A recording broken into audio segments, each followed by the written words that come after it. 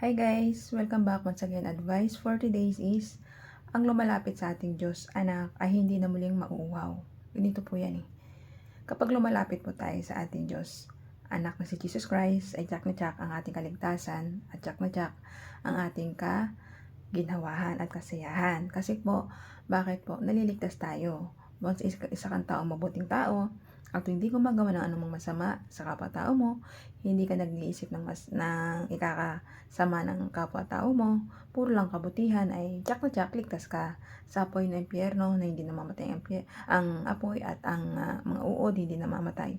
Maliligtas tayong lahat kapag ang isang tao ay tinatalikuran niya yung mga kasalanan na gawa niya, at ito'y nagbabago, natos puso niya, ng buong lakas niya, ay tsak na tsak ang kaligtasan mo. At nag-iisip ka lang, may kabubuti ng kapwa-tao mo, at tsak na tsak, malaki kang ginhawahan yun para sa sarili mo at sa kaluluwa mo. Ang lumalapit kasi sa ating Diyos, anak na si Jesus Christ, at tsak na tsak, kaligtasan ang dulot nun. Kapag ang tao, mabuting tao, at panay ang gawa ng kabutihan sa kapwa-tao niya, at marami pa siyang nahihikayat ng mga taong lumapit sa ating Diyos Ama, Diyos Anak, at Diyos Espiritu Santo, tsak na tsak, gagabayan tayo natin Diyos Ama. Kasi pinapakita mo lang na kabutihan yung kapwa-tao mo, at hindi ka nag-isip ng kung ano-anong masama sa kapwa-tao mo para ito ay maging mapahamak. Bagkos pinag-isipan mo lang ito ng ikabubuti niya. Ganun. Mabuti po yun. Tapos nagiging mapagmahal ka sa magulang mo at nagkakaroon ka ng respeto. Yun po yung mahalaga. Tulungan po natin yung mga magulang natin.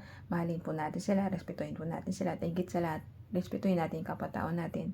At tumulong tayo at magpakumbaba para hindi tayo madala ng mga galit natin sa ating kapwa-tao.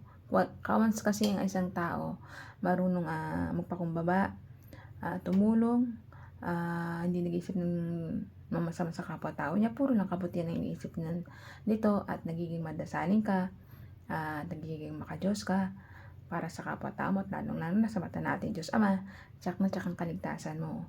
Mawawala yung mga agam-agam mo sa buhay, mga dinadala mo mabigat para sa dibdib mo, tsaka sa isip mo na hindi ka makatulog, puro panay isip ka ng mga problema, hinanakit, pighati ba sa buhay, kalungkutan. Ganito lang po gawin natin. Kapag dumaranas po kayo niyan, lumapit lang po tayo sa ating nag-iisang Diyos Amang buhay na makapangyarihan sa lahat, Diyos Anak at Diyos Espiritu Santo. Magdasal po tayo, manalig mo ng palataya sa ating Diyos Ama. Gagabayan niya tayo, bibigyan niya tayo ng Diyos Espiritu Santo, bawat isa sa atin, para maligtas po tayo. Ang Diyos Espiritu Santo ang nagliligtas sa atin sa mga espiritu ng demonyo. Pinoproteksyonan niya tayo ng Diyos Espiritu Santo para maligtas tayo, para sa mga demonyong pumapasok sa isip at puso natin. Bibigyan nila tayo ng shield para hindi tayo maligaw na landas at mag-isip ng kung ano ang masama para sa ating kapwa-tao, at mag-isip ng makamundo laman. Yun. Mahina kasi ang tao sa makamundong laman eh.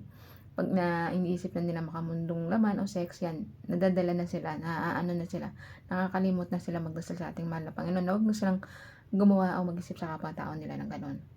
Kaya ikaw bilang isang mabuting tao, bago ka na, mag-isip lang ng kabubuti ng kapwa-tao mo at lumapit lagi sa ating Diyos Anak na si Jesus Christ, at hindi ka na uling mauuhaw o magdaranas na pa ng mga paghati sa buhay mo, kalungkutan at problema. Kaya hanggang dito lang pa aking advice. Ingat po tayong lahat, and God bless.